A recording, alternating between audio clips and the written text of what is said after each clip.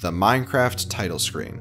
For 7 years, this was the panorama image that appeared. This was later changed in newer versions of the game, but for most of Minecraft's lifespan, this was the image you'd see every time you'd play Minecraft. But have you ever wondered what that image really is?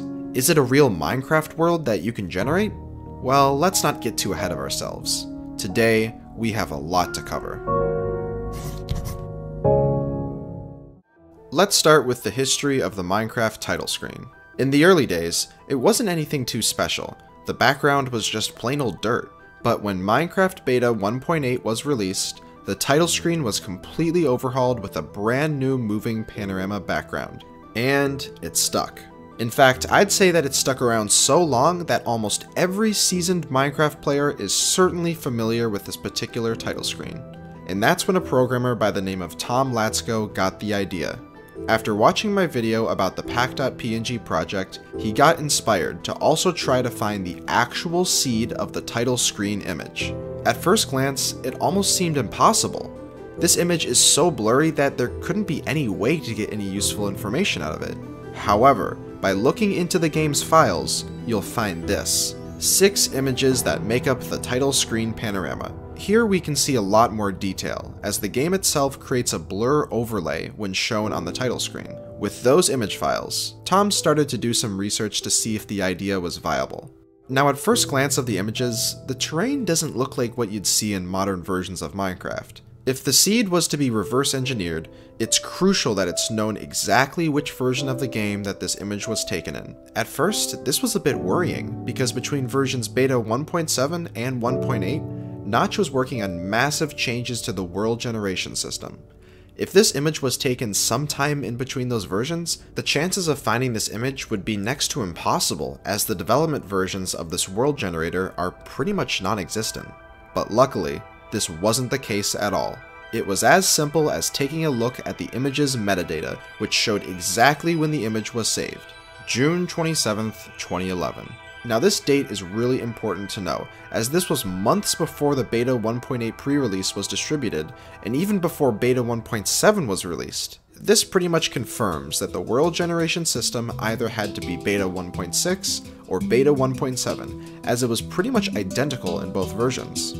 Now that Tom knew that the project was viable, it was time to recruit the others and to start looking for clues. A recreation of the image also started to be constructed. One technique that was used to confirm block placements was a simple program that overlaid the recreation with the original image. This was extremely helpful with the process of brute forcing terrain near the end of the project. As that was taking place, a big push was starting to be made to try to find exact coordinates of where the image was taken. 2 things were used. First, similarly to the pack.png project, the clouds were used to find the Z direction. But what separates this the most from the pack.png project is the fact that the image contains tall grass. That's right, the tall grass in this image was crucial for finding the exact coordinates of where this image was taken. Let me show you why. If you take a close look at tall grass in Minecraft, you can see that it's not always placed in the exact center of a block. It appears to be randomly offset by a few pixels. What's interesting is that these offsets are exactly the same for each world seed at a given coordinate. So it's not even random at all. The team used that to their advantage. The Z and Y coordinates were already found by Tom earlier using the cloud patterns. This now made it possible for him to search the remaining X coordinates manually by placing tall grass in a single player world to hopefully find a match to what was seen in the image. And surely enough, it worked. This got him the exact coordinates of where this image was taken, which helped the whole team make reverse engineering the seed much easier. In that version of Minecraft where the panorama image was taken, there are 2 to the 48 different seeds that could exist, which is this number. That's just too many seeds to search through using terrain, so a good portion of them would certainly need to be ruled out. Earth Computer originally had the idea to use the trees to find chunk seeds, and then work from there to eventually find potential world seeds. However, that ended up not working out, and the team eventually realized that other aspects of the image would work better for reverse engineering the world seed. So one of the team members, Pseudogravity, looked a bit closer at the image and noticed how the colors of the tall grass were slightly different from each other. The reason for this has to do with the biome blending algorithm that was used in the game at the time. So pseudogravity took the color values and the coordinates of all the tall grass in the vicinity and graphed them, as seen in this image. This was used to then eliminate every possible seed that didn't have that exact combination. This reduced the amount of seeds from 2 to the 48 down to 2 to the 36.4. Then there was this border between the desert and plains biome. That information was also taken advantage of and reduced the amount of seeds down to 2 to the 23.5.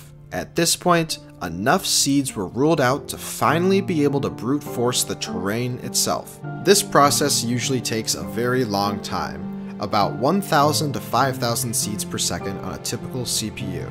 So it was crucial that the seeds were reduced down to just a few million. Then it happened. They found the seed, and they were really lucky with this one too. After searching through only 12% of the remaining seeds, the exact one was found. Actually, it was 2. That was completely by chance, as some worlds have multiple valid seeds. So here we go. I have Minecraft 1.7 loaded up, and let's generate this seed. Now I just have to walk to the coordinates, and there it is!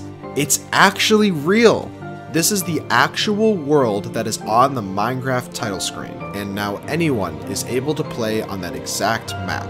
And it's all thanks to these people. Earth Computer, for creating a mod to replicate beta tallgrass offsets, and helped a lot with writing the final seed cracker. Cortex, for also helping write the seed and terrain cracker.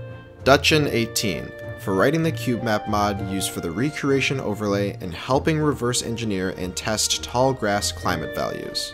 Neil, for creating code that helped crack the terrain.